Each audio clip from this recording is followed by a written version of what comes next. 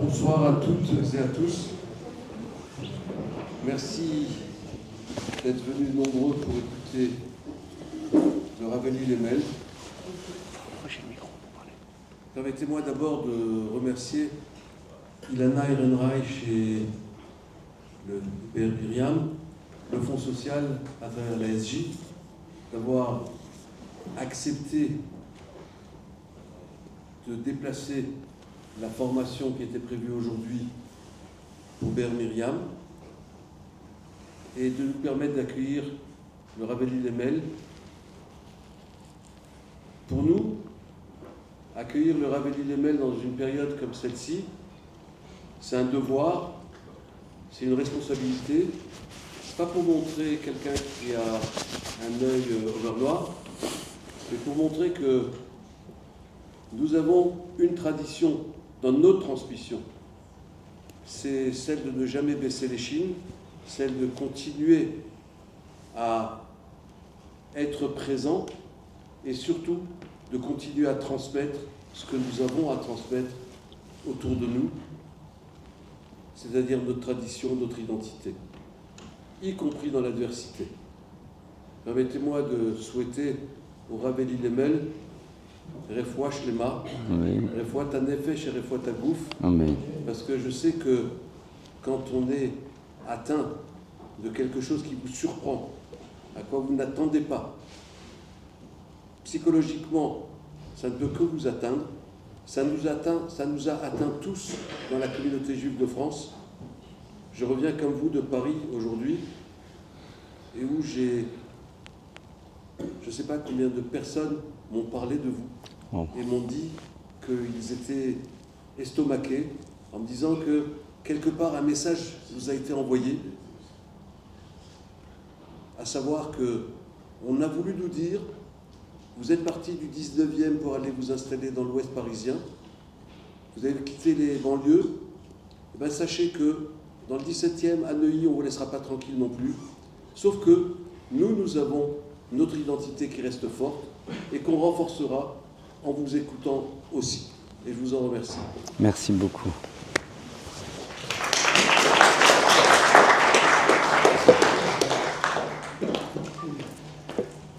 Erev Tov, bonsoir. Je voudrais aussi m'associer à nouveau et remercier celles qui avaient prévu d'organiser cette soirée et qui ont accepté de faire en telle sorte qu'on puisse l'ouvrir sur un sujet qui a trait quand même à ce qui était le point de départ de notre démarche, qui est donc l'enjeu de la transmission, de l'éducation. Et ce soir, évidemment, on va réfléchir ensemble sur ce qui se joue actuellement. Et j'ai voulu intituler donc cette conférence « Entre réalisme et espoir, comment vivre et transmettre l'identité juive ». Alors, en premier lieu, évidemment, ce qui me touche beaucoup, c'est toutes ces manifestations, mais comme je l'ai dit, j'ai envie de les dédier quand même à toutes les personnes qui interviennent moins sur la scène communautaire et qui parfois dans de lointaines banlieues sont eux aussi victimes, mais n'ont peut-être pas de la même manière les mêmes présences, même si elles sont de cœur sans doute, mais ne sont pas peut-être du même principe. Et pour moi, au fond, je ressens profondément le besoin de les associer, et plus que les associer, et quelque part me dire, mais au fond, ce que j'ai reçu, je l'ai reçu moi, mais ils l'ont reçu eux, même si ce n'est pas de la même manière. La seconde chose, c'est que, évidemment, vivre ce genre d'événement est un peu surprenant, c'est le moins qu'on puisse dire, mais comme me l'a envoyé un de mes amis, il m'a dit « Gamze Yaravor », ça aussi, ça va passer. Mais il y a certaines personnes dont on sait que malheureusement, ça ne passera pas. La perte d'enfants, la perte d'un père, la perte d'un membre, ça ne repousse pas. Et donc évidemment, dans la tradition juive, il faut faire la différence entre ce que l'on appelle la souffrance et le malheur. Oui, il y a une forme de souffrance quand vous prenez une chaise sur la tête assez violemment. Oui, c'est vrai que ça fait mal et que c'est un peu embêtant, clairement. Oui, évidemment, au niveau psychologique, ça a sûrement des retentissements, mais c'est une souffrance, mais ce n'est pas le malheur. Et je crois qu'avant de rentrer dans notre sujet, il serait peut-être important que l'on arrête parfois d'être en focale sur des choses qui, au fond, sont peut-être importantes, mais qui, dans une perspective beaucoup plus vaste, nous devons savoir les relativiser. C'est peut-être déjà le premier message que je voulais partager avec vous, avant de rentrer un petit peu plus loin dans notre thématique, parce que, évidemment, on va la traiter. Et le second point, eh bien, il est lié un peu plus aux circonstances de ce qui s'est passé. Alors, on sait qu'il y a ce qu'on appelle l'ashgacha pratit, c'est-à-dire que rien n'existe au hasard, que chaque chose a un sens. Et pour tout vous dire, alors je me suis dit, est-ce qu'on va m'accepter encore dans les synagogues? Parce que dans certaines informations, on disait le Rav Eli Lemel était attablé pour déjeuner à la terrasse d'un restaurant de Neuilly. Je me suis dit, ça y est, je me suis fait avoir. Je vais raconter l'histoire parce qu'elle est très surprenante. La logique veut que je ne sois pas à cet endroit-là. Pourquoi? J'ai un ami qui a un bureau juste au-dessus et qui y est quasiment jamais parce qu'il a des bureaux ailleurs. Et comme moi je suis un SBF, un sans bureau fixe, alors il m'a donné très gentiment les clés du bureau. On a un petit groupe WhatsApp et il me dit ce matin je suis là, je suis pas là et donc j'y vais. Et donc vendredi matin, il m'avait dit c'est bon, c'est libre. Mazel Tov, point de départ. La suite, c'est que quelqu'un m'appelle parce qu'il veut absolument me parler. Très bien. Alors généralement, je dis aux gens de quoi vous voulez me parler, et très souvent on peut en parler au téléphone et ça va beaucoup plus vite. Mais là, c'est une personne plutôt âgée et qui insiste très fortement. Me dit non, il faut que je vous voie, c'est très important, ne serait-ce qu'un quart d'heure. À un moment, il faut savoir un petit peu bouger de ses fondamentaux et de ses principes, être un peu moins rigide, et donc on essaye de l'être moins. Je dis bon, alors venez à midi moins le quart, je sais que j'aurai une demi-heure à ce moment-là, entre un rendez-vous et un autre, avec plaisir. D'habitude, je donne toujours les codes pour que la personne arrive en bas et puis monte directement. Super. Et là, je ne lui donne pas. Je lui dis, écoutez, quand vous arrivez, vous m'appelez. Pourquoi je lui dis? J'en sais rien. Et j'arrive au bureau, et là, que se passe-t-il? J'ouvre, il y a quelqu'un qui, le fils de la personne qui me le prête, qui est en train de réviser ses oraux de je ne sais trop quoi, d'une grande école qui va passer. Bien sûr, il est assis sur un bureau. Moi, je peux m'asseoir sur le fauteuil, je peux travailler. Mais qu'est-ce qui se passe? C'est qu'évidemment, si la personne vient me parler de ses problèmes, enfin de sa difficulté personnelle, c'est pas possible. Alors j'imagine, si la personne avait le code, il arrive, il toque, j'ouvre, et ce jeune homme m'aurait évidemment dit Rav Lemel, aucun problème, je descends, faire un tour, je reviens dans une demi-heure, je vous en prie. Mais comme il n'a pas le code, donc il m'appelle. Et comme il m'appelle, je me dis, je descends. Je descends. Je vous rejoins en bas. Et je ne suis pas un grand adepte des cafés, sauf si je dois recevoir une dame, dans ce cas-là, je vais le faire à l'intérieur d'un café, d'un lieu public. Et généralement, j'aime pas être à la terrasse. Parce que voilà, c'est pas mon truc, et puis voilà. Et je descends, et il y a le petit café juste en bas. Il y en a un autre beaucoup plus grand. Mais je me suis dit que je rentrais là-bas, le temps du service, etc., trop complexe, et c'est en bas. Il y a un peu de monde à l'intérieur, je dis non, on va se mettre dehors. Et donc on se met dehors. Et puis à un moment, je pense que la cheminée m'est tombée sur la tête, je me retrouve par terre, du verre cassé, etc., ne comprenant absolument rien. Ce qui est génial parce que j'ai pas eu le temps d'avoir peur, parce que j'ai rien vu. Évidemment, après, il y a tout le process, etc., etc. Et pour vous dire la petite histoire, quand je me suis fait agresser à Deauville, c'était un peu différent, on m'a bloqué le passage, je continue à avancer, on me donne un gros coup de poing, et après France 3 appelle pour prendre des nouvelles filmées. J'appelle un de mes maîtres, il me dit écoute, pas la peine. C'est pas la peine, t'as porté plainte, t'as prévenu la SPCJ, t'as fait ton truc, on va pas commencer, ça sert à... Donc je l'écoute pas. Je l'écoute, pardonnez-moi. Donc je l'écoute et je leur dis non. Je leur dis je suis désolé, je peux pas compliquer, ok. Et ce qui est très intéressant de voir, c'est que là, quand j'ai fini les examens, le truc, je vais rentrer en conférence dans 3 minutes, mais pour raconter, parce que moi je vois ici une notion comme Hachem organise les choses, on le sait. Et puis c'est un ami médecin qui m'accompagne avec les pompiers, qui m'accompagne faire le dépôt de plainte, qui me ramène chez lui pour que je me pose un petit peu, et puis après il dit bon, je te ramène à la maison, tu vas pas prendre ton scooter. Bon, tachlé, je l'ai pris, mais... Et je lui dis bon, d'accord, j'ouvre le sac que j'avais, que son fils m'avait descendu quand je suis parti à l'hôpital. Il avait oublié de me mettre ma tablette, mon iPad, mon Yoman, enfin plein de choses dont j'ai besoin. J'ai dit, écoute, si ça ne te dérange pas, on repasse au bureau. Et en même temps, j'ai vraiment envie de dire merci à ces garçons de café qui sont intervenus et qui ont attrapé la personne.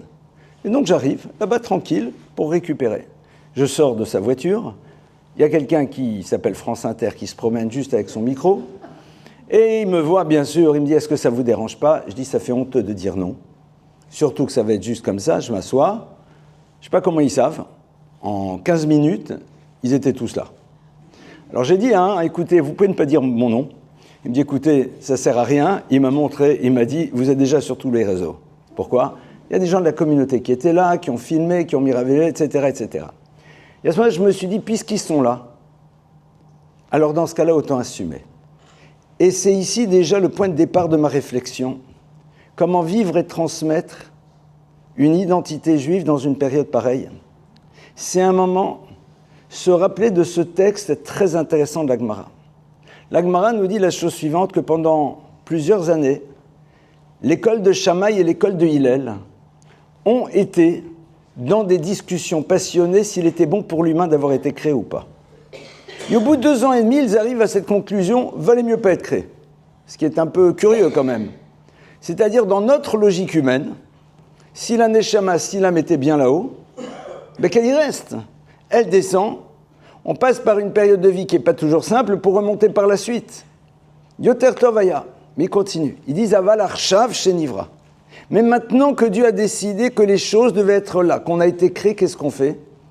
Et là, on nous dit, on se réinterroge sur les actions que l'on doit mener dans ce monde. Et c'est cette idée qui m'est venue à l'esprit.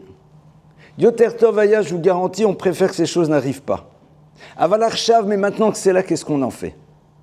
Et on se rappelle que tous les vendredis soirs dans le Kiddush, on dit Asher bara Elokim la'asot, que Dieu a créé l'univers, la'asot, pour que nous agissions dans cet univers. C'est-à-dire que lorsque nous sommes dans une situation de vie, à ce moment-là, on se pose la question, qu'est-ce que Dieu attend de nous à ce moment-là ? Et c'est valable pour moi, c'est valable pour chacune et chacun d'entre nous. Le Lubavitcher Rebbe explique très longuement que chaque personne, là où elle se trouve, doit se poser la question, si je suis là, quelle est ma mission ? Parce que sinon, ça voudrait dire que l'on remet le hasard au centre de notre existence et on oublie que derrière les événements, il y a le créateur de l'univers. Et pourquoi je raconte le début de mon histoire ? Pour dire, mais je ne dois pas être là-bas. Je ne dois pas y être. Aucune raison. Il n'est pas censé être au bureau, et je suis censé lui avoir donné les codes, et il serait censé être parti, et je suis censé aller dans l'autre café où je préfère me poser d'habitude, et ils sont censés être moins de personnes à l'intérieur. Après, évidemment, on a l'obligation de s'interroger par rapport à soi et demander à ses maîtres, ça c'est une histoire qu'on va mettre de côté, c'est pas le sujet maintenant. La question elle est de savoir comment nous, aujourd'hui, on va vivre et on doit vivre des événements qui, on en fait le constat, nous interpellent et nous amènent à réfléchir au fond sur cette identité que certains sont en train de redécouvrir à travers la difficulté à laquelle nous sommes confrontés. L'enjeu, il va se situer où ? Je crois que c'est Ner qui avait écrit un ouvrage qui s'intitulait « Le dur bonheur d'être juif ».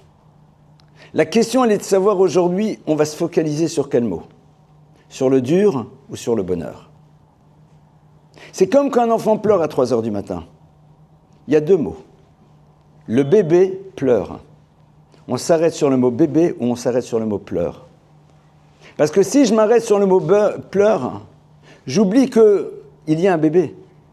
Tellement de personnes aimeraient entendre à 3 heures du matin un bébé pleurer chez eux. J'ai perdu la bataille. Je m'arrête sur le mot perdu ou sur le mot bataille. Et là, l'enjeu numéro 1 va être comment nous allons inscrire chez nos enfants et chez nous-mêmes un choix de regard sur les situations auxquelles nous sommes confrontés. Ce choix-là, il nous appartient pleinement. Parce que les situations ne nous appartiennent pas. On se doit de faire un travail d'ishtadlout, d'effort par rapport à plein de choses, évidemment, et c'est notre obligation. Et plus encore lorsqu'il s'agit de la sécurité, puisque nous nous rappelons que la seule mitzvah à propos de laquelle la Torah nous dit beaucoup, il faut vraiment faire cette mitzvah, c'est super important, c'est laquelle ? Venishmartem me'od lenafshotechem. Vous ferez extrêmement attention à votre vie. Pourquoi ? Parce que le corps est le véhicule de l'âme. Et le corps, qui est le véhicule de l'âme, doit pouvoir porter cette âme de la plus belle manière pour qu'elle puisse remplir sa mission dans le monde.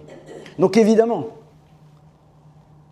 mais à un moment, et je prends l'exemple de ce qui m'est arrivé, parce que dans le cas des 3 personnes qui me bloquent, je peux éventuellement rebrousser le chemin et nourrir chez eux ce fantasme du petit juif qui a peur.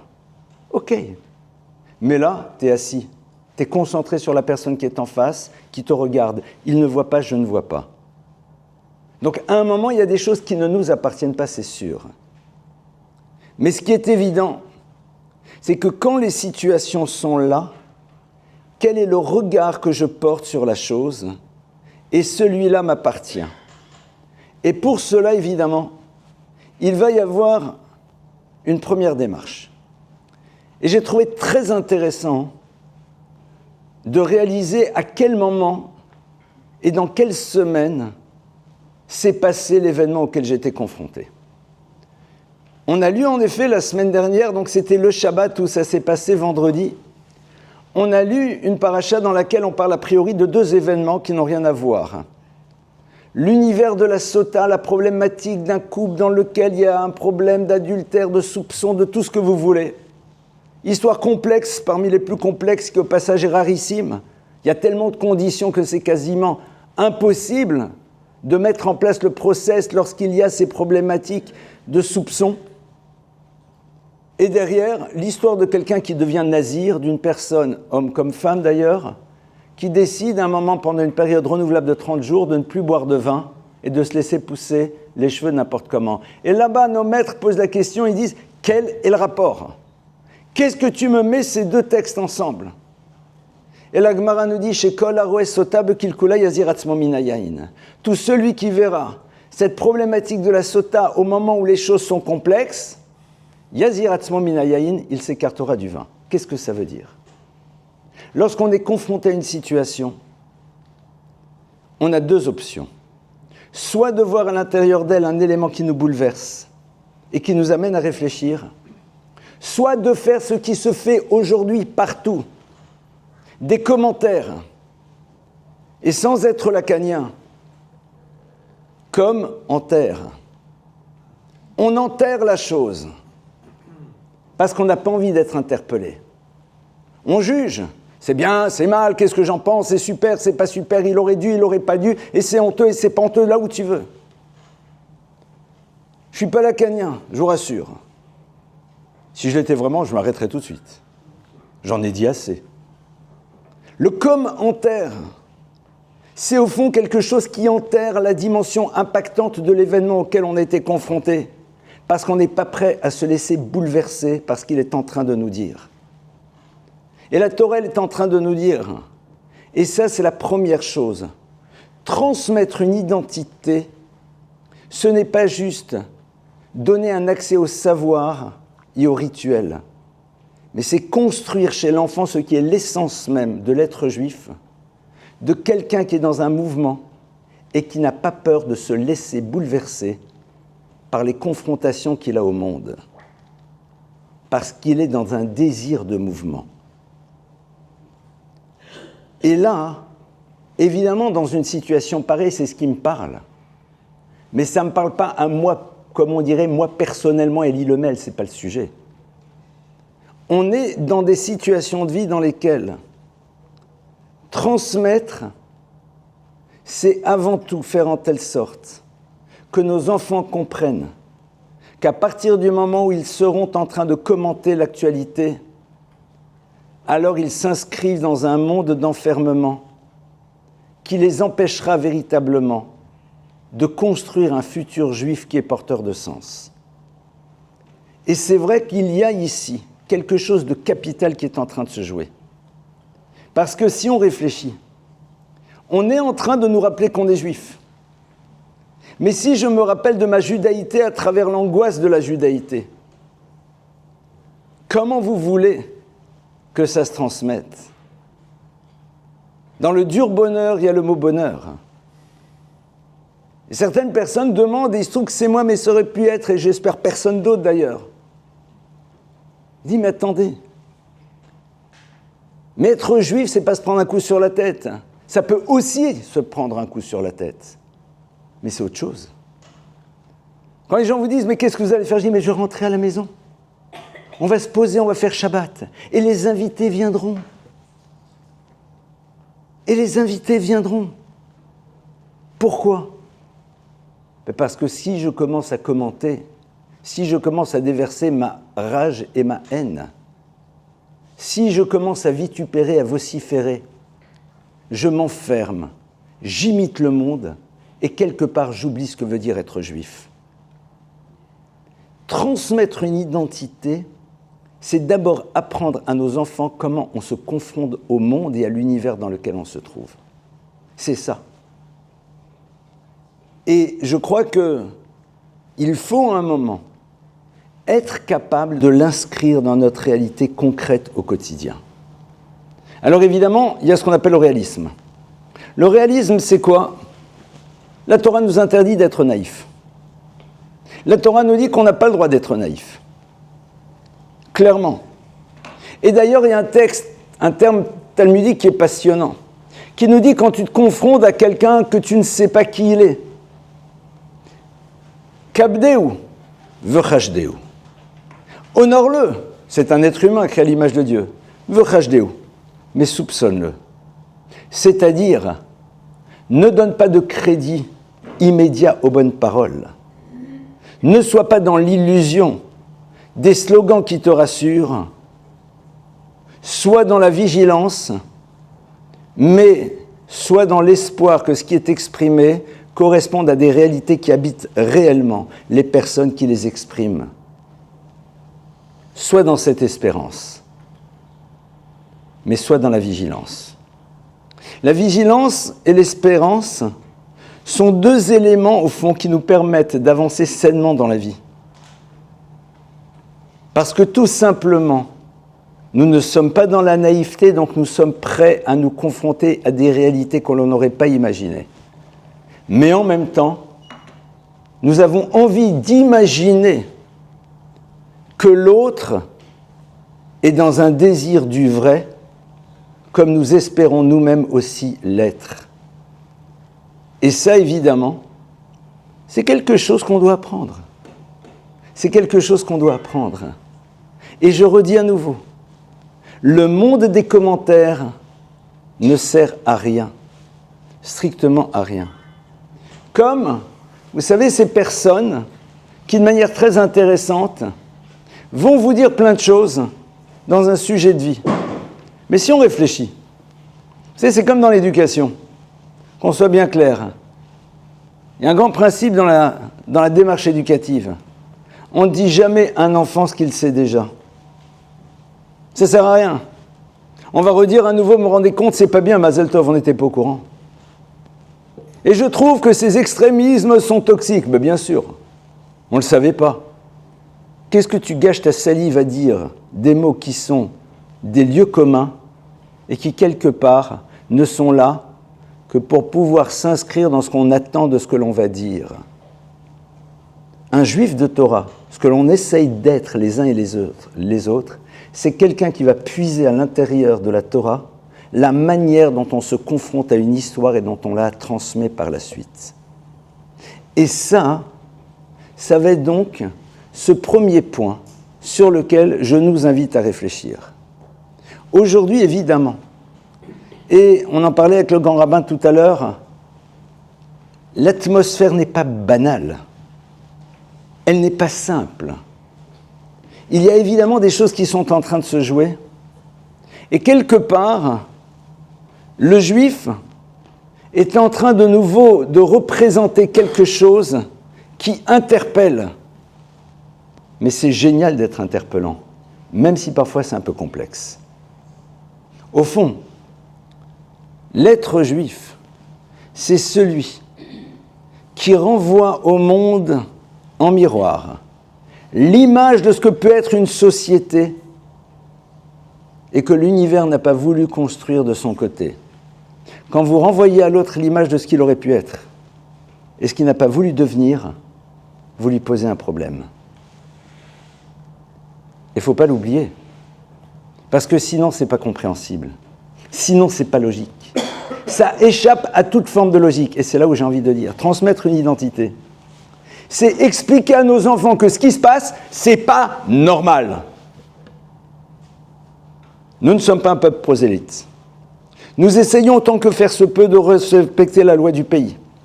Et si à un moment la loi du pays nous empêchait d'accomplir les mitzvot, on va leur demander de le laisser quand même faire. Mais si vraiment c'est non, on se lève et on part. Nous ne sommes pas là pour imposer notre vision du monde. Nous ne sommes pas là pour persuader les autres qu'ils sont dans l'erreur et que nous sommes dans le vrai. Nous participons aux sociétés. L'État d'Israël, quel que soit le regard qu'on peut porter sur lui, politique ou autre, c'est un lieu dans lequel vous avez un multiculturalisme tel qu'il est défini par les démocraties et tel qu'il n'existe généralement pas dans un monde dans lequel on est de plus en plus dans la pensée unique. Ne l'oublions pas. Alors pourquoi on nous en veut ? Mais parce que tout simplement, le clan d'Israël, c'est le clan d'Israël. Parce qu'aujourd'hui, les gens sont en train de théoriser. Mais quelque part, ça ne tient pas la route. Et même si on va dans les visions les plus extrémistes de ceux qui pensent que l'État d'Israël, c'est le pire de tous les États. Allez. Moi, quand un jour je me trouve avec des personnes qui ont envie d'en découdre aussi, un peu plus jeunes, et je leur dis, mais viens. Et je dis, mais qu'est-ce que je t'ai fait, moi ? Moi, là. Je t'ai fait quelque chose ? Pourquoi tu me cries dessus ? Je t'ai fait quoi ? Il n'y a pas de réponse. Il n'y en a pas. Aucune. Et quand vous savez qu'aujourd'hui, c'est en train de se jouer au niveau de certains États, et je n'entrerai pas dans les détails, dans lequel l'être juif est considéré comme soutien de ce qu'ils ont décidé d'appeler un État, je ne dirais même pas le nom, tellement il est abject. Qu'est-ce qu'on est en train de nous dire ? Vous avez une histoire.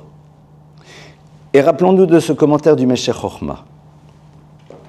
Le Meshech Chochma, Rav Simcha Cohen Midvinsk, écrit dans son commentaire sur la parasha de Bechukotai. Il parle en effet des vicissitudes que va passer le peuple d'Israël dans l'histoire. Il va dire à un moment, Hayehudi Choshev chez Berlin Yerushalayim. Le juif pense que Berlin est la nouvelle Jérusalem. Nous sommes dans les années 1895. Et il nous dit, détrompez-vous. Berlin ne sera pas la nouvelle Jérusalem, bien au contraire. Et il nous dit, si nous ne sommes pas capables de profiter des années de quiétude pour renforcer une identité, parce que justement la quiétude nous permet de nous recentrer l'essentiel, eh bien on risque de se retrouver de manière récurrente face à des rappels que je ne veux pas voir comme des sanctions, mais comme des gifles, mais qui quelque part de manière ultime sont le désir de nous donner les moyens de reprendre à la mesure de ce qu'est notre mission. Parce qu'on peut se lever, on peut monter, on peut descendre, la réalité elle est là. La réalité est là aujourd'hui. Nous avons donné tous les gages nécessaires pour être acceptés des sociétés quelles qu'elles soient. Tous. Alors on peut faire des commentaires et des parachutes. Non, mais je t'explique, mais en vérité, babibou, bibibou, baba, babou, baba. On connaît, hein ? Mais si en vérité, alors c'est sûr que... Mazal Tov, fais-toi plaisir. Fais-toi plaisir et ne fais pas confiance à ce qui est le corps du peuple d'Israël, sa colonne vertébrale, la Torah, qui t'annonce l'histoire. Et son monde des possibles. Transmettre une identité aujourd'hui, c'est être capable de prendre le temps de faire accepter et de vivre soi-même pour le transmettre à nos enfants cette singularité juive, mais qui crée une responsabilité dans notre histoire. Parce qu'une singularité crée une responsabilité. Et là, il y a quelque chose de génial parce que le thème que je devais développer ce soir, c'était la famille juive en vacances. Et une des choses que j'avais envie d'aborder, c'est justement ce point-là. Les vacances, c'est le lieu dans lequel le cadre n'est plus là. C'est le lieu dans lequel les obligations liées aux structures ne sont plus présentes. C'est là où tu révèles véritablement ce qui est important pour toi. Dans des lieux et dans des cadres dans lesquels je peux être open bar, dans lesquels je peux me laisser aller à ce que j'ai envie d'être, ou ce que je crois avoir envie d'être. C'est là où je vais voir où j'en suis dans ma relation à mon identité. Alors bien sûr, il n'y a peut-être pas la choule à 7 heures. Mais quelque part, c'est le lieu dans lequel les enfants vont voir si notre identité, c'est un engagement social ou si c'est l'expression d'un lien avec notre histoire, avec le Créateur. Parce qu'au fond, c'est à ça que ça sert. Parce que c'est dans l'univers dans lequel les cadres n'est plus présent ou est là de manière différente qu'on révèle ce que sont nos fondamentaux. Autour de quoi on organise notre vie. Et quelque part, sachez que nos enfants sont dans l'attente, que le monde adulte que nous sommes leur révèle l'importance des fondamentaux dont ils ont besoin à travers la manière dont ils nous les voient vivre, même à l'extérieur des cadres. Et ça, c'est génial si on réfléchit. Et puis les vacances, et c'est aussi le sujet. Personnes qui pensaient que je n'allais pas en parler, elles ont pensé. En hébreu, ça s'appelle chofesh. Et chofesh vient de la racine le chapes, et le chapes, c'est chercher. C'est un lieu de recherche dans lequel on recherche, mais qui est cet autre à côté duquel je suis au quotidien ? Qui est cette épouse, qui est cet époux, qui est cet enfant ? Un lieu dans lequel on va prendre le temps d'explorer un petit peu plus ces personnes avec lesquelles on vit au quotidien, pour en découvrir des facettes que parfois on ne connaît pas, pour créer un lien différent. Et au fond, on a aujourd'hui beaucoup d'éléments qui vont nous permettre d'établir un dialogue avec nos enfants. Parce que nos enfants vont avoir besoin de voir que les questions sans réponse ne seront jamais des prétextes pour invalider notre histoire. Les questions sans réponse ne seront jamais les prétextes pour invalider l'histoire qui est la nôtre. Parce qu'il y a des questions sans réponse. Mais l'absence de réponse ne doit pas enlever les certitudes que l'on a sur l'histoire dont nous sommes dépositaires. Et ça, les enfants, ils doivent le voir, ils doivent le ressentir, ils doivent le percevoir. Et ce n'est pas vers une ghettoisation que nous allons, bien au contraire. Parce que lorsque vous êtes fort, lorsque votre identité est structurée, vous n'avez pas besoin de vous enfermer dans un système qui vous protège pour aller et vous confronter au monde. Parce que si j'ai besoin de m'enfermer, c'est que je n'ai pas suffisamment confiance sur ce que je suis. Transmettre dans une période pareille, ce n'est pas juste muscler physiquement nos enfants, mais de les muscler spirituellement.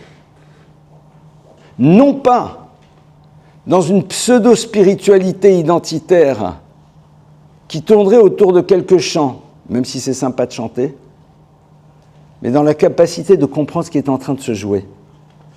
Et on a ici un enjeu fondamental. Et cet enjeu-là, ne l'oublions pas, il va falloir le saisir et décider de ce que l'on va en faire. Alors évidemment, c'est très difficile. Pourquoi ? Parce que vous savez,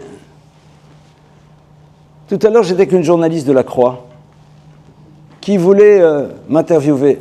Je lui ai dit, vous savez, le danger quand il m'arrive un événement pareil, c'est que je joue l'avantage. Que j'instrumentalise l'histoire pour dire aux gens, il faut devenir religieux. Je lui ai dit, je ne tomberai pas dans ce piège. Parce que je fais le pari de l'intelligence des gens. Ça, c'est le choix de chacun, qui lui appartient. Comment il se positionne par rapport à son identité. Mais ce qui est sûr, c'est qu'on ne peut pas, à un moment, ne pas se laisser interpeller dans un monde qui nous interpelle. Je redis à nouveau cette phrase.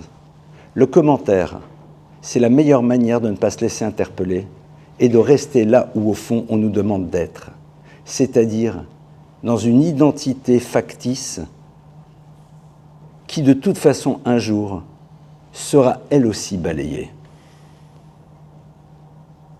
À partir de là, ça nous oblige à repenser. Évidemment, il y a des personnes qui m'ont posé la question, ils m'ont dit « Venez continuer à mettre votre kippa ». Je dis « J'espère bien ». Et votre barbe, j'ai dit, elle n'est pas movible. Elle n'est pas movible. Je lui ai dit, mais ce n'est pas une affirmation identitaire. Ouais, copain, je suis juif. Non, pas du tout. Je lui ai dit, d'abord, techniquement, c'est très simple. Généralement, je me promène en moto à Paris, et sous le casque, c'est plus simple la kippa que le chapeau. C'est quand même beaucoup plus simple, techniquement. Évidemment, je n'irai pas me promener à 3 h du matin dans des banlieues dans lesquelles je risque de détonner. Dans tous les sens du terme, peut-être. Mais à un moment, si nos enfants voient que notre relation à notre judaïté est remplie de peur, alors comment vous voulez qu'ils s'inscrivent à l'intérieur de quelque chose qui a créé chez leurs parents une anxiété ? Parce que l'enfant ne veut pas de cette chose qui est à l'origine de la souffrance de ses parents. Alors Moshe Feinstein, maître parmi les maîtres, qui a vécu aux États-Unis au siècle dernier, puisqu'on est au XXIe siècle, je vous rappelle. Donc ce n'est pas dans les années 19e au 20e. Un jour posé la question, il s'est dit, mais comment se fait-il que tellement de juifs qui étaient pratiquants aux États-Unis, qui faisaient Shabbat, leurs enfants se sont éloignés de leur identité.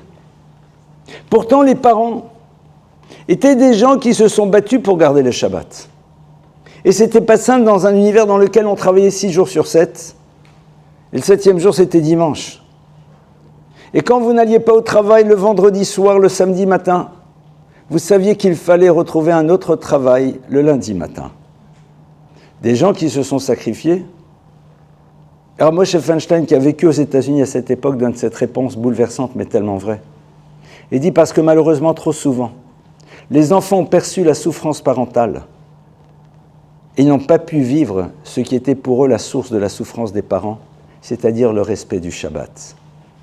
Parce que quand vous entendez « Ah, c'est compliqué de faire Shabbat », « Aïe, c'est dur »,« Aïe, ça coûte cher la viande cachère »,« Aïe, ça coûte cher ceci »,« Ah, c'est compliqué »,« Ah, la synagogue ceci », l'enfant il dit « Il y a des trucs là qui font souffrir papa et maman ». Alors même si ce n'est pas très synagogal ce que je vais dire, ces choses-là, vade rétro satanas. Je m'en écarte. Parce que tout simplement, je ne veux pas m'inscrire dans quelque chose qui était à l'origine de la souffrance de mes parents. N'oublions pas que c'est le vécu que l'enfant aura. Et c'est vrai que ça nous demande à nous, en tant qu'adultes, de transmettre. C'est-à-dire qu'à un moment, quand nos enfants me disent alors, je dis, Baruch Hashem, si j'avais oublié que j'étais juif, il me l'a rappelé. Si tu as oublié, on te le rappelle. Et c'est extraordinaire parce qu'on m'a rappelé que je fais partie d'un peuple. La preuve, c'est que je n'ai aucun rapport avec ce qui se passe ailleurs. En direct, en tout cas. Je dirige ni les services, ce que vous voulez. L'autre, il va dire, barbe, kippa, juif. Qui dit juif, dit ce que tu veux. Paf! Amechad. Alors c'est vrai qu'on s'en passerait sans aucune ambiguïté. Et ça doit être condamné. Et on doit lutter. Mais à un moment, comment on se positionne ? Et c'est le positionnement, au fond, qui va permettre cet univers de transmission. C'est ce positionnement, c'est ce choix de regard. Quand à Paris, devant les fenêtres de chez mes parents, des manifestants sont passés il y a quelques années en criant mort aux Juifs. Mon père n'est plus de ce monde, mais ma mère, je lui ai demandé « Qu'est-ce que tu as pensé ? Toi qui as vécu les années sombres. » Elle a souri, elle m'a dit « Tu sais, ce qu'on savait, c'est qu'il y a encore du monde qui pense ça. On n'est pas dupes. Aujourd'hui, même si ce n'est pas ces mots, je les traduis avec mes mots, la société a construit une atmosphère qui leur permet de l'exprimer à voix haute. Qu'est-ce qu'on fait ? On avance. N'oublions pas que vitupérer pour vitupérer ne sert à rien. Et comme je l'ai dit, c'est ce que j'ai reçu du fils de Rav Shlomo Zalman Auerbach, qui est le Rav de la communauté charédite de Tel Aviv, qui m'a dit il y a quelque temps, tu sais, on ne fait pas disparaître l'obscurité à coups de bâton, on rajoute de la lumière. Ce n'est pas à coups de bâton que l'on fait disparaître l'obscurité, on rajoute de la lumière. Et c'est un état d'esprit que l'on doit avoir. Transmettre une identité, c'est proposer à nos enfants une lecture juive de l'existence. Ne plus avoir peur d'aller chercher dans la Torah ce qu'elle nous propose dans la manière dont on pense sa vie. Ne pas invalider ce qui est à la source même de la génialité du peuple juif. Avant de lire Kierkegaard, Platon, Aristote, qui tu veux, as-tu lu le texte? T'es-tu intéressé à l'enseignement du Rav Dessler et sa génialité absolue? Tout à l'heure, cette journaliste me disait, mais expliquez-moi. Je lui ai dit, c'est très simple. Le Rav Dessler a expliqué de manière très simple qu'il y a dans l'univers 2 catégories, pas 3. Les notnim et les notlim. Ceux qui cherchent à prendre et ceux qui cherchent à donner. Il y a ceux qui, lorsqu'ils voient l'autre, le perçoivent avant tout comme une ressource dont ils vont pouvoir exploiter pour le bénéfice de leur histoire. Et si pour pouvoir exploiter cette ressource, il faut lui donner, ils donneront. Mais c'est tout simplement un système, une stratégie relationnelle. Il y a celui qui tous les matins se lève et se dit « Qu'est-ce que je vais pouvoir apporter au monde dans lequel je suis ? Qu'est-ce que je peux apporter ? Un sourire, une écoute, un mouvement qui génère d'autres mouvements. Parce que ce n'est pas qu'en physique que l'on apprend, que lorsque l'on opère un mouvement de vie, on aide d'autres à opérer le même mouvement. On développe des énergies qui peuvent apporter à d'autres. Le Klal Israël, il prend sa source chez Abraham. Et Abraham Avinu, il est celui qui est capable à un moment de nous dire de manière claire qu'on est dans le monde parce qu'on a quelque chose à apporter au monde, chacune et chacun d'entre nous, quel qu'il soit. Il suffit juste d'ouvrir sa boîte à outils et de se dire « Qu'est-ce que je peux proposer à l'humanité dans laquelle je me trouve ?» Et l'humanité, c'est d'abord l'humanité de celles et de ceux qui t'entourent, mais par un cercle concentrique qui s'élargisse. Ce sont tous les univers que tu partageras, tous les univers que tu rencontreras. Tu ne sélectionneras pas un sourire en demandant d'abord une carte d'identité religieuse à l'autre. Et ça, c'est ce que le Klal Israël doit vivre. Parce que c'est ça qui permettra à nos enfants de continuer à s'inscrire à l'intérieur de l'identité telle qu'on veut la leur transmettre. Ne réduisons pas la transmission à un savoir ou à un vécu religieux.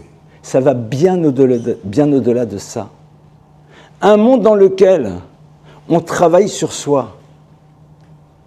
Un monde dans lequel on s'interroge sur le sens. Lorsqu'elle me dit « Mais comment on peut arriver à des choses pareilles ?» Je dis « Je ne sais pas, mais ce que je peux vous dire, c'est que dans la tradition juive, on se rappelle qu'un être humain, ça se dit Adam. Et Adam a valeur numérique de 45. Et 45, c'est le mot « ma ». Et « ma », ça veut dire quoi ? Pourquoi ? Le propre de l'humain dans sa dimension structurelle, c'est de s'interroger sur le sens, sur non pas ce qu'il va faire dans, mais de sa vie. Et d'interroger le monde, et d'interroger les événements, et d'essayer de comprendre ce qu'ils sont en train de lui dire. Mais la seconde chose, qui est la dimension unique qui existe chez l'humain et chez personne d'autre dans la création, c'est quoi ? C'est qu'on peut créer une meilleure version de nous-mêmes. On peut créer une version améliorée de nous-mêmes. On peut créer un être qui va être moins dans la colère, moins dans la rancœur, plus dans l'ouverture, plus dans la sensibilité. Et si on peut, c'est que ça doit être fait. La transmission aujourd'hui, elle va devoir se faire chez nos enfants parce qu'on va leur faire percevoir l'échec d'un système qui a refusé de mettre l'humain au centre dans sa dimension spécifique et unique. C'est ça l'enjeu. D'une société qui va nous dire « accepte-toi comme tu es ». Parce que la plupart du temps dans nos mondes, l'acceptation, c'est le synonyme de la renonciation. Pour le peuple juif, l'acceptation de ce que l'on est, c'est le point de départ d'une construction. Soit je m'accepte dans ce que je suis et je renonce à cette possibilité de me parfaire, soit je m'accepte et je me découvre dans ce que je suis, et à partir de là, je suis dans une construction d'une meilleure version de moi-même.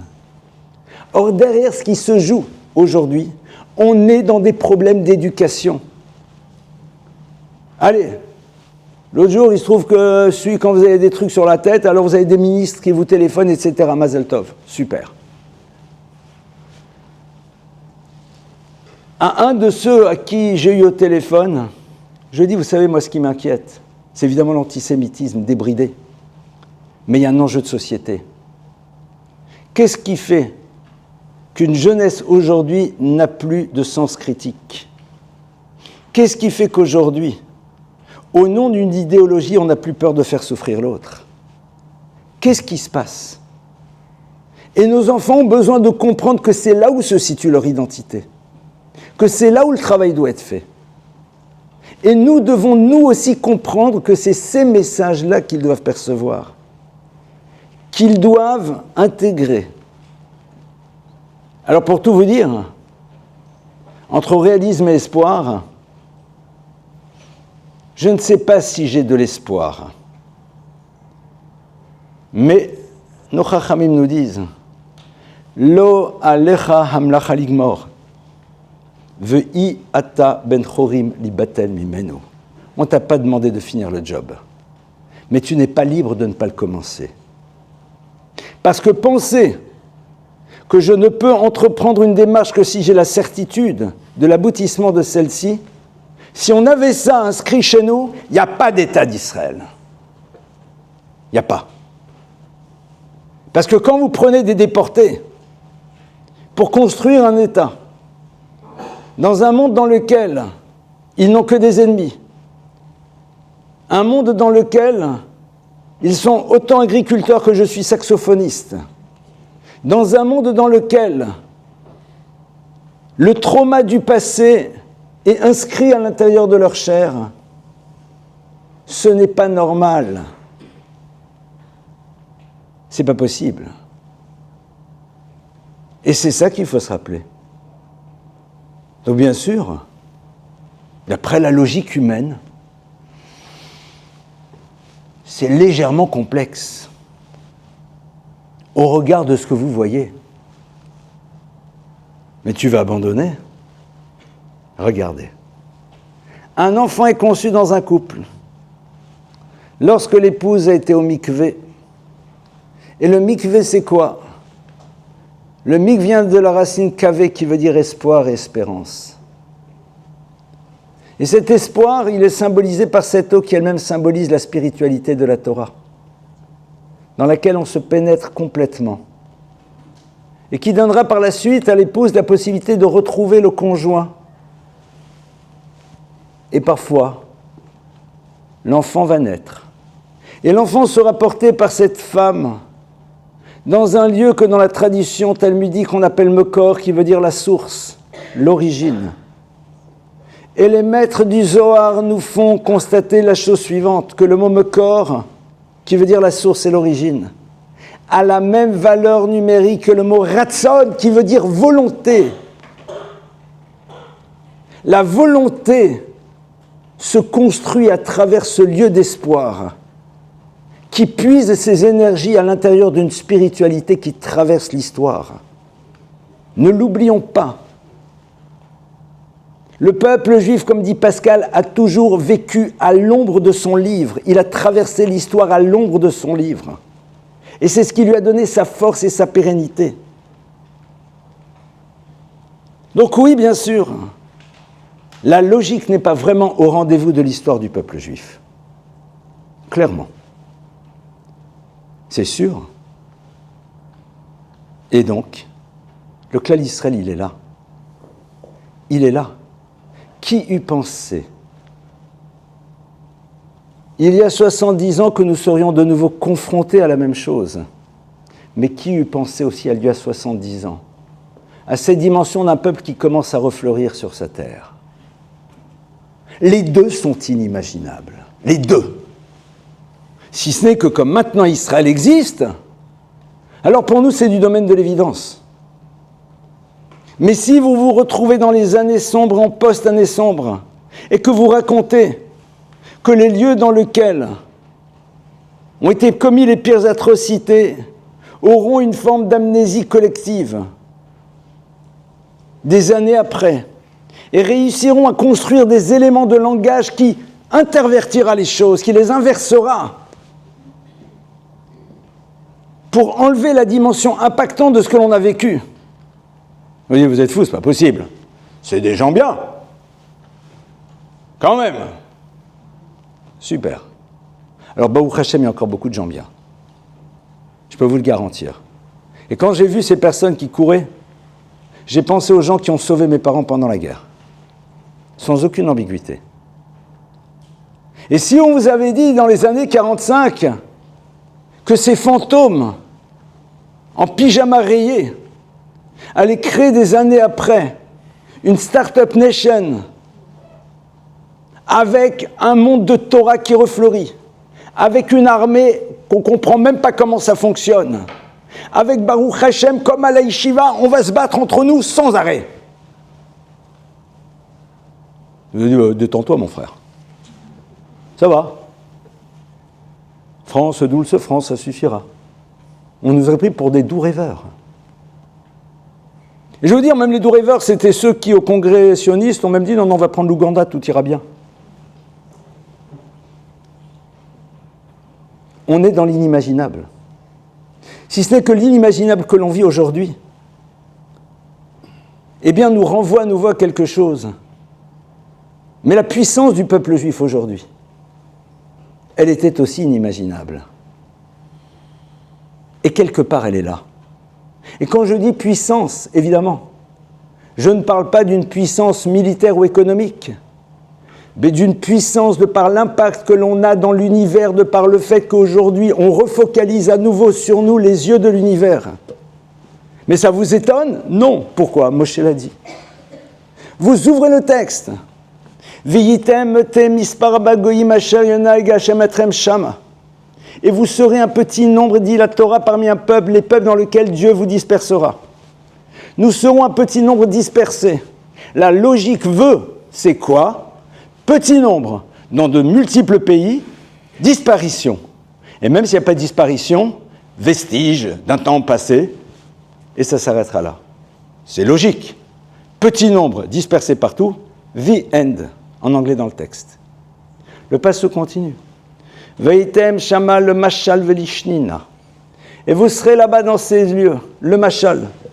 Ce dont on parlera, velishnina, une forme de rengaine, une récurrence de paroles. Mais quand vous lisez ça, vous dites pas logique. Mais c'est notre histoire. Notre histoire qui crée une responsabilité, comme chaque peuple en a une. Parce que la France a une responsabilité, parce que le génie français, c'est d'être capable de faire émerger le mouvement et la révolution. Parce que le génie des pays du Maghreb, c'est être capable de développer cette chaleur, ce monde de relations, ce monde de largesse. Le génie de l'Angleterre, c'est le respect de la tradition. Chaque peuple a son génie, ainsi enseigne le Zohar et ainsi transmet aussi le Rav Kook dans ses enseignements. Alors nous-mêmes, rappelons-nous qu'on a un génie, comme les autres. Ah, certains vous diront, mais vous pensez que De Gaulle disait, peuple d'élite sûr de lui et dominateur. On a juste oublié un texte du Talmud. Dans le traité d'Avodah Zarah, l'Agmara dit, d'où tu sais qu'une personne qui n'est pas juive mais qui osek batorah, c'est-à-dire qui se préoccupe de ce que la Torah a à dire aux nations du monde. C'est-à-dire de mettre en place les 7 lois noachides, qui sont les fondamentaux d'une société équilibrée. D'où tu sais qu'il est à l'image du Kohen Gadol, du grand prêtre dans le temple. Et le texte dit parce que c'est inversé. Il y a marqué, voici les commandements que l'humain fera. Kohanim, Levim, Israël, Imen Kanktiv, dit la Gemara. Il n'y a pas marqué le Kohen, le Lévi ou l'Israël. Ça veut dire que quand la Gemara nous dit, la Torah nous dit, Chaviv Adam Shenikra B'Tselem, l'être humain est cher parce qu'il était créé à l'image de Dieu. On parle de l'humanité, celle qui en tout cas a envie de se rappeler ce que veut dire un être humain digne de ce nom. Et c'est là où en effet, transmettre à nos enfants, c'est d'abord leur faire partager ce vécu dans la relation que nous avons nous-mêmes à notre histoire, à notre identité, ce dur bonheur extraordinaire. Et ça, c'est quelque chose qu'ils vont percevoir.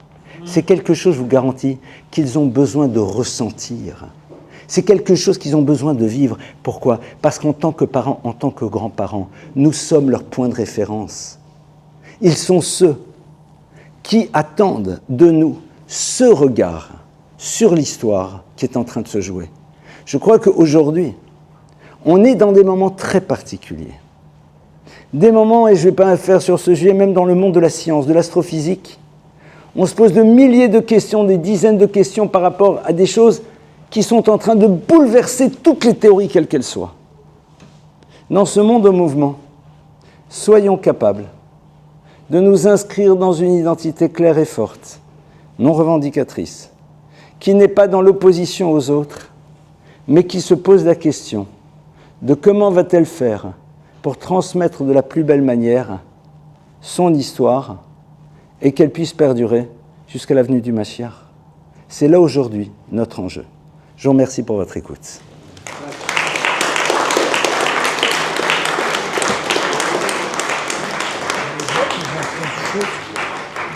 Alors, suivant mon habitude, parce que je ne sais pas finir une conférence sans questions, d'accord ? Alors, je vous rassure, ce n'est pas sans CENT, hein ? Donc, on a encore quelques minutes. Si vous avez des questions, alors je dis bien des questions, non point des réactions, mais des questions, d'accord ? Parce que des réactions, on peut en avoir. Si vous avez des questions, avec plaisir, une dizaine de minutes, allez-y, c'est à vous. Je ne sais pas si c'est le minag ici, mais oui.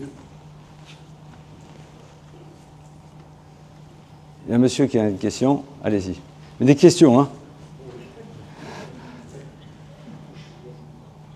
Au sujet de la transmission dont vous avez parlé, on peut transmettre aux enfants nos valeurs. Oui. Mais malheureusement, aujourd'hui, avec tous les entre guillemets, progrès qu'il y a, nos enfants risquent beaucoup de se faire happer par le monde extérieur, par ce qu'ils voient. Alors comment est-ce que vous, malgré la transmission, on peut leur donner l'exemple, on peut leur donner... J'entends. Comment est-ce que vous envisagez la manière de lutter? J'entends. Alors c'est vrai, votre question évidemment est passionnante parce qu'on voit aujourd'hui l'impact de tout ce qui se passe. Vous savez, il faut se rappeler, j'alourdis votre question si je peux me permettre, on a des tzitzit, d'accord ? Il y a marqué dans le passouk Ritem otam uzchartem, et vous les verrez, vous vous rappellerez. Première lecture, on les voit, on se rappelle des mitzvot, des commandements de la Torah. Super.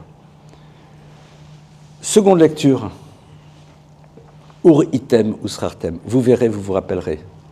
Ce que vous voyez, vous allez vous en rappeler. Et donc vous posez ici avec beaucoup d'acuité tout l'enjeu du monde des images et d'un monde dans lequel on donne crédit absolu à ce que certains disent. J'ai un truc super marrant qui m'est arrivé, c'est que j'ai eu des tweets qui sont partis, vus je crois près de 3 millions de fois, expliquant qu'en vérité ils ne comprenaient pas comment dans mon interview à RTL qui a eu lieu vendredi à 18h, je n'ai pas encore mon beau cocard, et c'était quand CNews ? Et le lundi, chez CNews, là j'ai un beau cocard. Donc, ça veut dire que je me suis maquillé. Sur des réseaux juifs, J'ai vu des gens de notre communauté, mais après j'ai arrêté de regarder, parce que d'abord j'ai pas les machins, et quelqu'un me les a envoyés, je me dis attends, que si je vais me prendre la tête, qui disent ouais, c'est curieux, hein, manipulation. Alors moi ce que j'ai fait, c'est que France 24 m'appelle, me dit, alors je dis déjà votre question vous déshonore. Parce que ça prouve qu'en vérité vous êtes des ignares. Je ne parle même pas l'heure du soupçon, non, vous déshonore. Vous n'avez jamais transmis sur votre chaîne des matchs de boxe. Dans un match de boxe, quand il s'en prend une, ça ne devient pas tout rouge, hein. Au cas où vous n'êtes pas au courant. Maintenant, pour vous détendre, je vais vous envoyer le compte-rendu du scanner. Ce que j'ai fait. Et vous allez appeler des médecins, pas de chez nous, qui vont vous expliquer qu'entre le moment où on se prend un truc de 3 cm intra-machin chouette, ben le temps que... c'est entre 24 et 48 heures. Avant 24 heures, il n'y a rien. C'est la raison pour laquelle, Shabbat matin, quand je me suis levé, ma femme m'a dit « Tiens, j'ai pas le même mari qu'hier soir. » Je lui dis « L'essentiel, c'est que j'arrive à te regarder. Le reste sera un détail. » C'est fou. Et tout le monde « Ah ouais. » Comme vu à la télé. J'intervenais récemment sur une conférence sur l'IA. Il y a une étude qui a été faite qui montre que quand vous donnez à des étudiants un texte et vous leur dites de le critiquer, ils le critiquent. Si vous leur dites que le texte était produit par de l'IA, ils ne critiquent plus. La toute-puissance de la technologie. Donc vous posez ici une problématique majeure. Et c'est la raison pour laquelle, en vérité, il faut introduire chez nos enfants l'idée de la Gemara. C'est quoi la Gemara ? La Gemara, elle pose une question. Rabbi Yehuda, Rabbi Meir, Rabbi ce que vous voulez, oui, non, non, oui, question, contre-question, réponse, analyse, contre-question, tac, tac, tac, tac, tac, tac. 10 lignes ou 50 pages après, résolution, c'est permis ou c'est interdit. Nous, les Juifs, pourquoi faire simple si on peut faire compliqué ? C'est notre spécialité, on est d'accord. Mais quand même, le papier coûtant cher, pose la question et donne la réponse. Qu'est-ce que tu as besoin de me raconter la discussion ? Évidemment, la Gemara, ça dépasse tout. Mais qu'est-ce que ça construit ? C'est que dans la vie, il faut savoir faire d'autres hypothèses. On nous habitue à faire d'autres hypothèses. Le problème, c'est que nos enfants ne savent plus. Mais vous savez pourquoi parfois ? Parce qu'un enfant, quand il fait une bêtise, on lui dit « t'es méchant ». Mais on ne crée pas l'hypothèse que peut-être il est en train de nous dire quelque chose qu'il ne peut pas dire avec des mots. Et quand un enfant grandit dans un monde dans lequel la lecture que l'on fait de lui-même et de ses comportements, c'est mono-hypothèse, comment vous voulez lui donner la possibilité de créer l'hypothèse que peut-être ce qu'on lui montre, c'est peut-être inexact. Comment vous faites ? Et donc on a un vrai enjeu, qui commence d'abord par un vécu familial. Que l'enfant voit que dans notre système de pensée, on est capable d'ouvrir à d'autres hypothèses de lecture. Je l'ai invité, il n'est pas venu. Il ne veut pas venir ou il ne peut pas venir. Il est venu, il est parti. Il veut partir ou il doit partir. C'est comme quand parfois une maman amène l'enfant à un cours.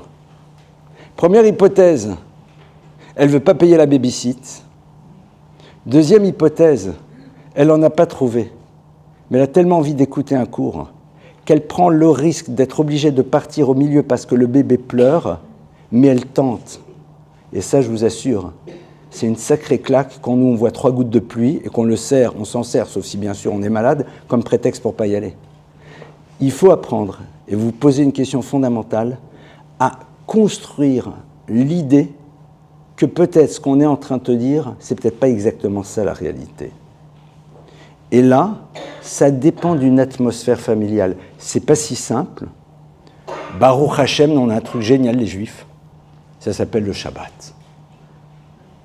Le Shabbat, on fait exactement le contraire que ce qu'on fait dans un service de réanimation. Dans un service de réanimation, pour que la personne vive, il faut brancher. Et Shabbat, on t'apprend que pour apprendre à vivre, il faut débrancher. Maintenant, si tu es ministre de l'Intérieur, responsable de la sécurité, alors on peut imaginer que peut-être tu as besoin de savoir en temps réel ce qui se passe. Mais en dehors de ça, entre nous soit dit, il faut être au courant. Non. Ce n'est pas une mitzvah. Il y a aussi cette forme d'impératif d'être au courant de tout. Mais comme on dit chez nous en yiddish, c'est super rasratique. Je vois qu'il y a plein de gens qui comprennent le yiddish ici. Ça me rassure. À quoi ça sert? C'est comme moi, quelqu'un m'a dit, je parlais avec Rachel Kahn l'autre jour, elle me dit, je vous en supplie, ne lisez jamais les commentaires. Elle dit, pourquoi ça sert à rien? Ça vous crée des angoisses bêtes. Laissez tomber, passez à autre chose. Enterrons les commentaires, oui, ça fera du bien. Donc oui, vous posez une question, mais je crois que ça dépend aussi de la relation que nous, on a à ces choses. Quand un enfant voit que cet objet, on l'ouvre, mais on le ferme. Et qu'on se dit, c'est ce qu'on dit, mais c'est pas parce que c'est montré que c'est vrai, on crée chez eux cette dimension. Mais c'est un vrai travail, c'est tout un autre sujet, mais vous posez une problématique fondamentale, clairement. Autre question? Oui, madame.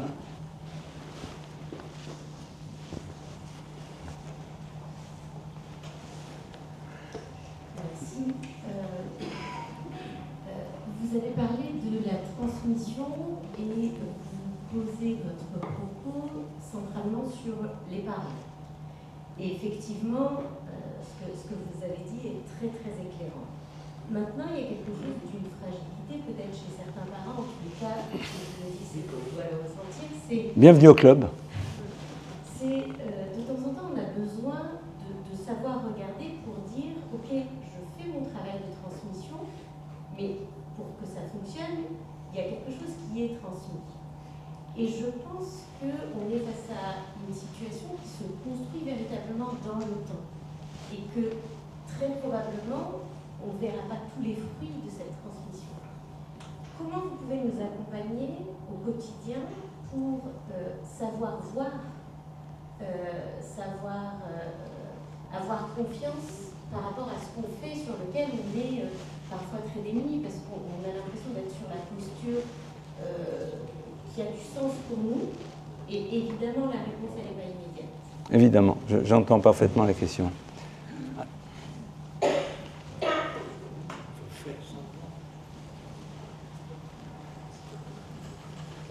Alors, vous posez ici la question de tous les parents du monde, moi en tête.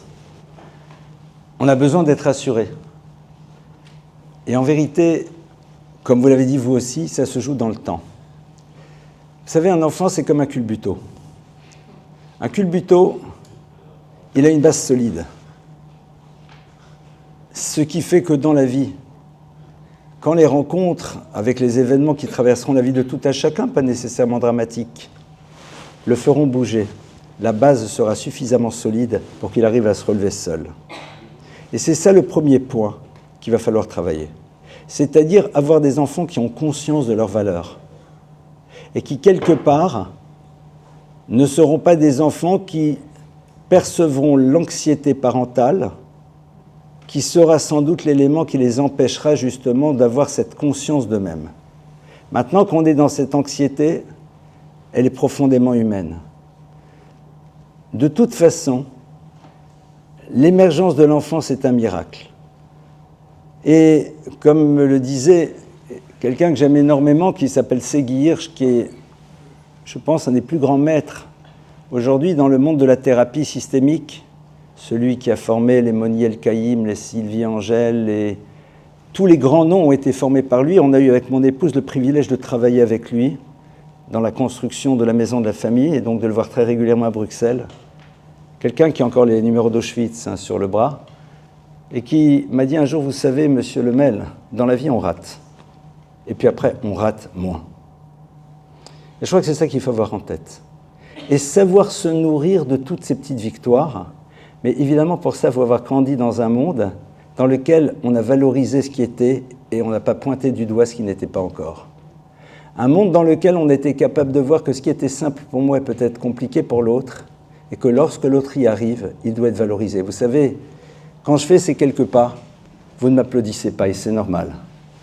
Mais quand j'avais 15 et 16 mois, j'ai été applaudi. Parce que pour moi, c'était compliqué.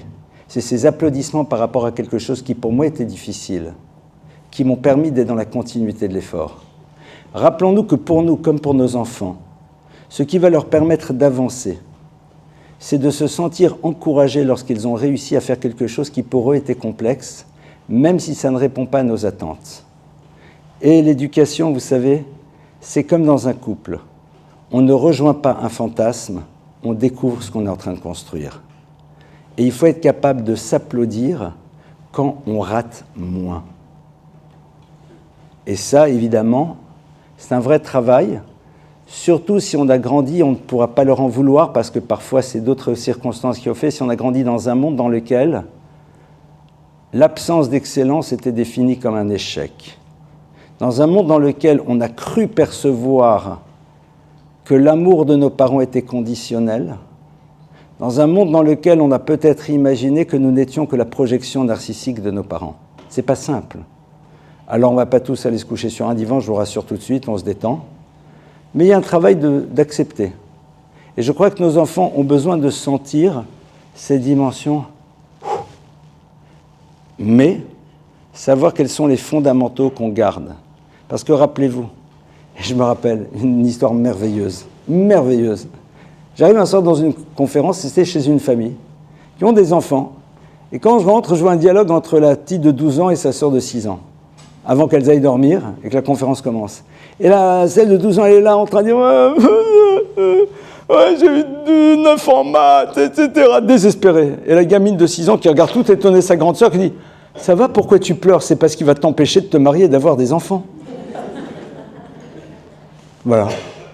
Alors bien sûr, tu aurais préféré, en tant que parent, après vous lui dites je comprends que tu sois très déçu.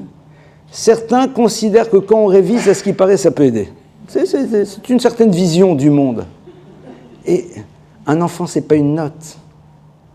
Il ne doit pas percevoir qu'il est dans des modèles comparatifs. Mais ça, c'est ce que j'ai le bonheur de développer avec justement celles qui nous ont laissé ce soir intervenir sur ce sujet.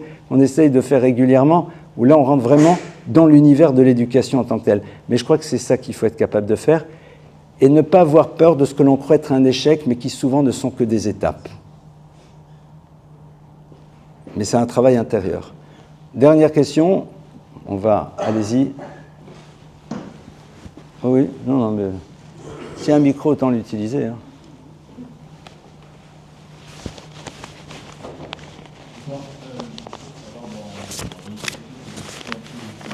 Comment on doit se comporter vis-à-vis des lignes, et notamment dans le monde de l'entreprise? Alors, comment est-ce qu'on... D'accord, si on ramène le micro, je viens. Le pauvre, il fait des allers-retours.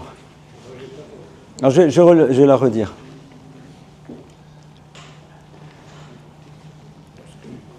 Comment est-ce qu'on doit se comporter donc vis-à-vis des personnes qui nous entourent et qui n'appartiennent pas au peuple juif? Je crois que, vous savez, j'ai dû gérer, à un moment, on m'a demandé d'intervenir dans une école à Paris, je vais la citer d'ailleurs parce qu'on comprendra mieux, à l'Horte de Montreuil.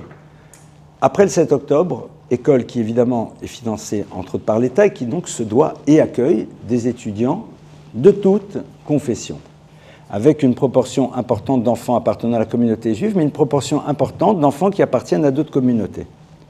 Et vous doutez bien qu'après le 7 octobre, c'était légèrement complexe.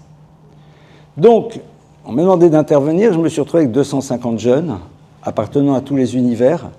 Je leur ai dit, écoutez, personne n'arrivera à convaincre l'autre qu'il a raison ou qu'il a tort. Donc l'enjeu aujourd'hui, ce n'est pas de se convaincre, ça ne sert à rien. Soyons réalistes.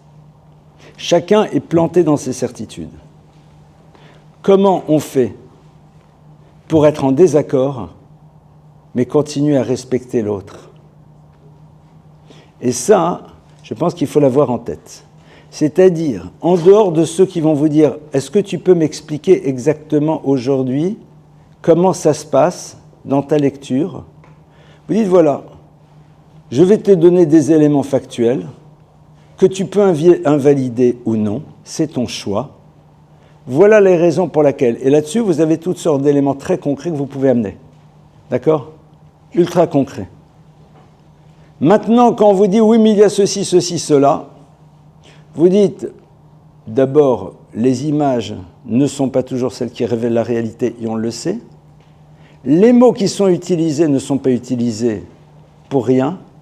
Et au fond, est-ce que tu penses vraiment qu'on est intéressé à détruire un peuple à qui on a donné une terre en parfait état de marche et qui s'en est servi comme rampe de lancement contre des civils? C'est bizarre. D'un lieu dans lequel ceux qui appartiennent à la communauté musulmane sont totalement à leur place et intégrés dans une société, professeurs d'université, juges à la Cour suprême, médecins, chefs de service. Ou alors on est complètement schizophrène. Par contre, la souffrance de ceux qui disparaissent, elle est horrible. Le peuple d'Israël ne veut pas partir à la guerre. Il n'est pas intéressé. Il n'est pas intéressé. Parce que tout simplement, il y a marqué dans le passouk, Venatan locha rachamim verichamcha, Hachem dit au peuple juif, tu partiras à la guerre, je te donnerai de la miséricorde et tu auras de la miséricorde. Pourquoi ? Parce qu'on ne veut pas rentrer dans un monde dans lequel tuer l'autre crée une forme d'insensibilité. Je ne veux pas être insensible à la souffrance de l'autre. Or, une guerre crée de l'insensibilité. Après, vous ferez ce que vous voulez. Maintenant, évidemment, si on est dans un monde d'agression, je crois que dans ce cas-là, ça ne sert à rien de répondre parce que l'agression est le révélateur d'un désir de domination. À partir de là, je ne vais pas dire courage, fuyons, mais disons, écoute, je pense que de toute façon, en discuter ne servira à rien. Donc à partir de là, arrêtons l'histoire. Il faut un moment, vous savez, le 11e des 10 commandements, c'est lequel ? Halte exil, sois pas un imbécile. Et ça ne sert à rien. Alors parfois, certains diront sur les réseaux, il faut, c'est possible, je n'y connais rien. Donc je ne dirai rien dans un univers que je ne connais pas. J'ai un principe, que le chacham, j'essaye de l'être au moins pour ça. Chacham alma sheno yodea omer en yodea. Celui qui est chacham, sur ce qu'il ne sait pas, il dit je ne sais pas. Je ne suis pas chacham, mais au moins sur ça, je peux décider de l'être. J'ai décidé d'être chacham en ne donnant pas mon avis sur quelque chose que j'ignore. Il faut répondre, il ne faut pas répondre, il faut faire ceci, il faut faire cela. Moi, je ne connais pas. Maintenant, il faut être sûr que les personnes qui sont en face de toi connaissent et savent. Mais il est possible qu'il faut tout ça, j'en sais rien. C'est-à-dire, il y a des domaines dans lesquels, si je ne sais pas, j'ai écouté, faites ce que vous pensez être bien, parce que je n'ai pas de compétences pour pouvoir vous dire quoi que ce soit. Et ça, en effet, c'est un état d'esprit qu'il faut essayer d'avoir. Mais sinon, pleurer la souffrance de tout le monde, oui. Parce qu'un gamin qui se fait écraser sur une bombe, qu'il soit juif ou pas juif, c'est une catastrophe.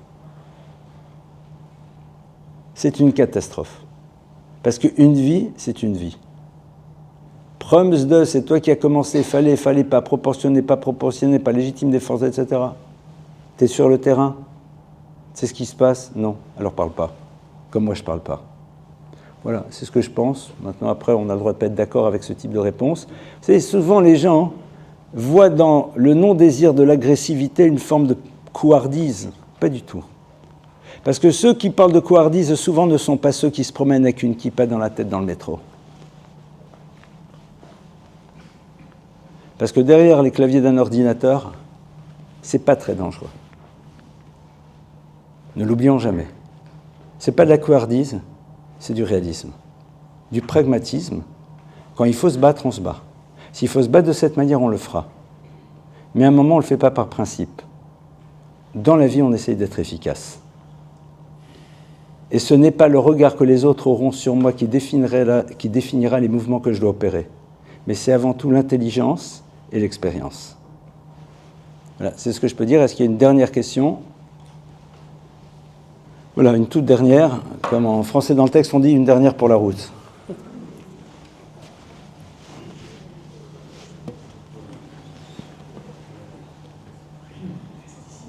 Je rebondis juste par rapport à la question de Raymond.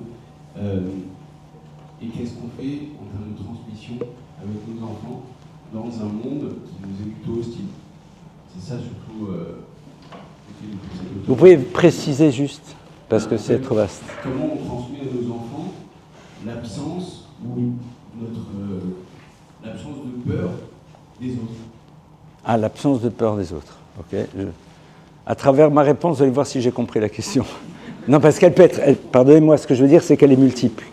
Donc, je ne sais pas exactement ce que vous. Qu'est-ce que vous voulez dire par là. Donc, dites-moi si je suis en train de répondre exactement. Donc, l'absence de peur des autres. Ben, je crois qu'à nos enfants, il faut dire qu'au fond, on est aujourd'hui dans une société complètement débridée, dans laquelle on a rendu la souffrance banale. Il y a une forme de banalisation. Vous savez, quand vous êtes habitué à voir des litres d'hémoglobine qui sont répandus, et ce qui va autour, au bout d'un moment, on ne perçoit plus ce que c'est. Et tant qu'on n'a pas vécu soi-même, on ne sait pas de quoi on parle. Donc on est ici dans une problématique de banalisation qui passe beaucoup à travers les images. Et c'est vrai que c'est comme dans le Lachon Hara, la médisance. Tant que tu n'as pas été victime, c'est pas ce que ça veut dire. C'est le même problème. Et je ne sais pas trop comment répondre à ça, parce que un enfant qui a des parents qui lui ont appris qu'on est vigilant par rapport à la souffrance de l'autre, je veux dire, notre difficulté à nous souvent, c'est quoi? C'est que quand tu ne peux même pas fonctionner de cette manière, tu ne peux pas imaginer que l'autre fonctionne de cette manière. Moi, quand j'ai vu sur les réseaux le coup du cocard que j'ai inventé, j'ai regardé ça et je me dis, tiens, c'est marrant celle-là. Je ne peux même pas imaginer, c'est-à-dire, qu'est-ce qui se passe dans ta tête, Ribono Shel Olam? Donc, quelque part, il y a quelque chose de très beau, d'être dans l'inimaginable tellement c'est pas nous. Et il faut en effet leur dire, tu sais, il y a des personnes qui, malheureusement, on les a dopées à la vitamine écran. Et ils considèrent que ce qu'on leur montre, c'est vrai. Et donc, à partir de cela, pensent que c'est comme ça qu'il faut agir. Et dire, c'est tellement dommage. C'est tellement dommage. Mais c'est vrai que vous, parents d'enfants qui sont jeunes aujourd'hui, vous êtes confrontés à des choses qui ne sont pas simples. C'est pour ça, pour reprendre ce que vous disiez, madame, et le relier à ce que vous dites, ne soyons pas des parents anxiogènes. C'est pas simple. C'est facile de parler. C'est très facile de parler. Mais ne pas être des parents anxiogènes, c'est aussi remettre les choses à leur place. Remettre les choses à leur place. Vous savez, moi, actuellement, je ne peux pas sortir s'il n'y a pas une ou deux personnes qui m'accompagnent. Pourquoi? Ils m'ont dit, voilà, on vous a vu beaucoup sur les réseaux actuellement, peut-être quelqu'un peut avoir une idée un peu tordue, on vous accompagne. Bon, moi, c'est ce qui m'angoisse, c'est le jour où ils ne vont plus m'accompagner, je me dirais, je ne suis plus quelqu'un d'important. C'est vachement angoissant. Alors maintenant, attendez, là, on vous regarde, c'est qui le barbu, là? D'accord.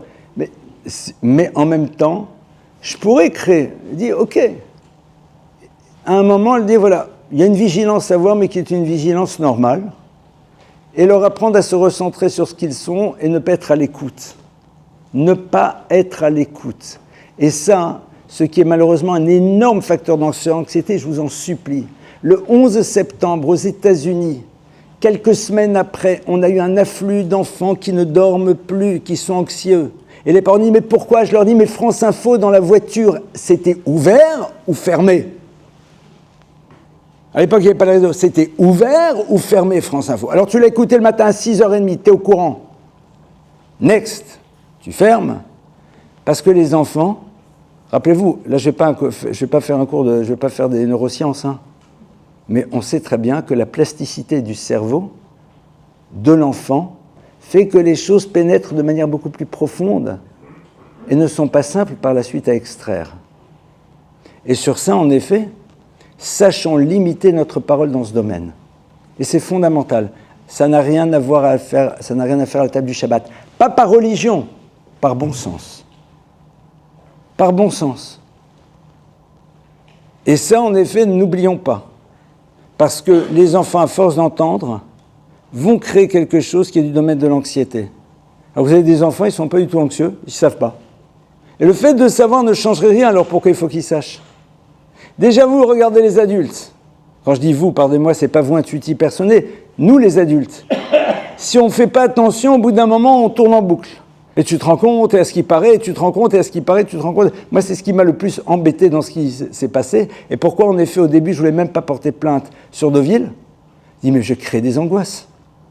Ah, il y a 3 fous furieux qui me voient et qui me mettent des coups. Ok, Pseider. On m'a dit, non, tu dois SPCJ, il faut absolument nanana. Bon alors, comme je vous l'ai dit tout à l'heure, c'est vous les spécialistes, c'est vous qui connaissez, je vous fais confiance, je fais ce que vous me dites. Sur le reste, la télé, je demande à mon RAF. Il m'a dit, non, j'y vais pas. À un moment, poser des cadres. Et ça aide énormément. C'est pas simple, dans un monde dans lequel on nous met une pression vers cela, mais c'est comme tout. Prenez un temps pour vous informer, il n'y a pas de problème. Mais une fois que vous êtes informé, passez à autre chose. Et les enfants n'ont pas besoin de savoir, ça ne changera rien. Rien, de rien, de rien. Tous les jours, ils font des télims parce qu'ils savent que c'est la guerre, ça suffit. Rien que ça, c'est déjà énorme. Voilà, écoutez, en tout cas, c'était ce que j'avais envie de partager avec vous. Merci encore de votre accueil et de l'organisation. Merci encore, je vous remercie encore de nous avoir permis de faire cette soirée ici, en renonçant à ce qu'on va décaler évidemment à la rentrée. Je me suis permis, parce que c'est quelque chose qui m'a beaucoup aidé, moi, d'amener ici mon second livre, le troisième aussi, mais mon second livre, que j'ai développé surtout sur toute la notion de la colère, de la rancœur et des désirs.